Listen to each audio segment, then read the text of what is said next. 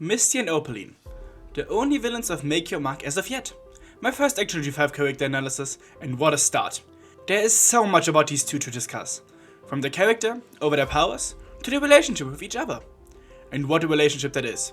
Immediately in their first appearance, we see Opaline on her high throne, and Misty at her right side, implying that Misty is her right hoof. That idea was strong on me for a while, but I don't really think that fits their attitude towards each other.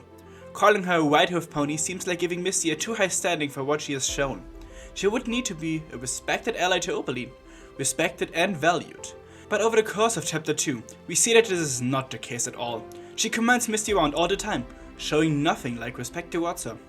She treats her more like the classic evil henchman, expected to obey every whim and command of their leader. Misty's treatment of Opaline also resembles the way of a henchman more than an operative of any sort. The first impression she gives is mostly because she's the only subordinate Opaline has. I wouldn't even call it a subordinate. Misty sees Opaline more as a friend or mother figure, probably rooted in the origin that she has been adopted or rather found by Opaline when she was younger. And in continuation, this makes her love Opaline unconditionally, regardless of how she treats her. Even if she doesn't seem to be happy most of the time when she's around Opaline. She's the spitting image of a mother abusing her child. She isn't caring for her at all, at least not anymore. If she ever did, it's not visible anymore. But still, she's abusing her dependence on her. She knows Misty needs her, for the purpose of giving her a cutie mark. As of yet we don't know if she has the ability to do that, but Misty is convinced that she does. She also seems to think that this is her only way to obtain her cutie mark, and she uses that. Misty does everything for her, even if it goes against her morals. For example, when she's dragnapping Sparky, she specifically states that she hopes to bring him back soon, because she has grown to like him. And to top it off, she isn't even good at what Opaline wants from her. Yes, she has some skills, visible when avoiding every single one of Sparky's traps. She really does feel like a ninja, but normally she's bad at being bad. She somehow was able to steal a lamp, but for some reason beyond my understanding, she hid it and didn't just take it away to Opaline. Which is the first mistake of villainy, and she fails to recover it entirely. And before that, she was unable to sneak past Zip to even get to the lantern. To be fair, Zip is a good detective. Regardless, Misty's acting really suspicious, and if everything went Zip's way, she would have been detained and put under constant supervision. Because as Zip said, she was indeed very sus. She was only able to get as far as she did because of the trust especially Izzy put in her. But as far as she got, it wasn't enough, and Opaline never appreciated any of her attempts. All of the interactions end in Opaline being rude or insensitive to a pony that admires her. Even if she has a good idea, it's rare for her to acknowledge it.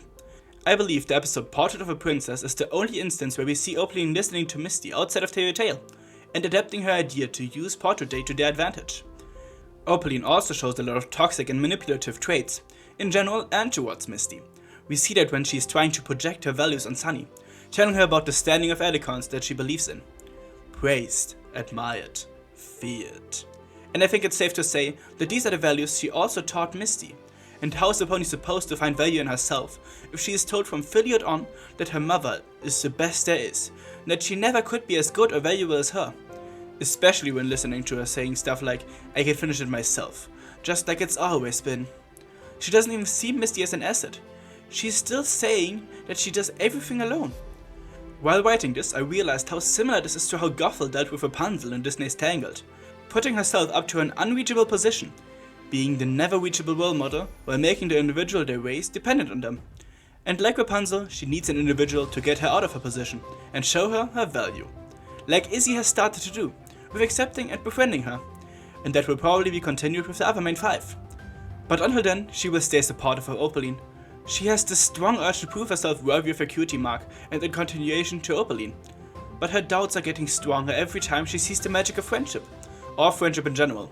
It doesn't seem like she experiences anything like it with Opaline, so this completely new sensation of kindness being shown to her has a very good chance of converting her to the side of our main characters at some point in the series. We have to talk about Opaline's manipulating some more first though.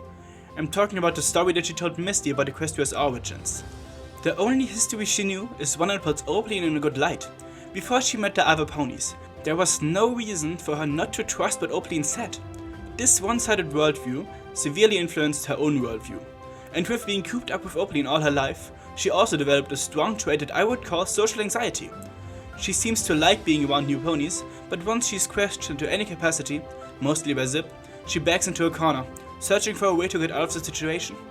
She fears making a mistake of any kind, since that could prove fatal around Opaline. She even knows it herself. She has this thing that when she is nervous, she can't get the words out. Sounds like anxiety to me. Making her seem sweet in some ponies' eyes. She's the new shy pony, which already makes her beloved in the fandom. But while being shy, she is far away from being Fluttershy. But she has a similar level of anxiety. She even admits to being the quiet one when around other ponies. But when alone, her thoughts come out. She kinda reveals all her thoughts to Sparky. She feels comfortable around him. Some ponies just need a silent listener to deal with their emotions. This makes her admit and realize her own emotions. And that comes out when being back in Opaline's castle. She openly shows her fear of Opaline, even hiding from her. And that's understandable. Opaline gets even more aggressive when regaining some of her power. Misty even cries in the end, after one of the strongest quotes in the whole chapter.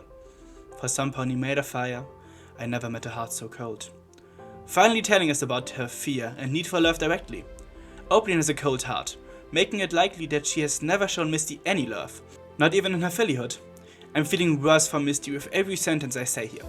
But that was the last of it. The last thing about the relationship that was worth mentioning.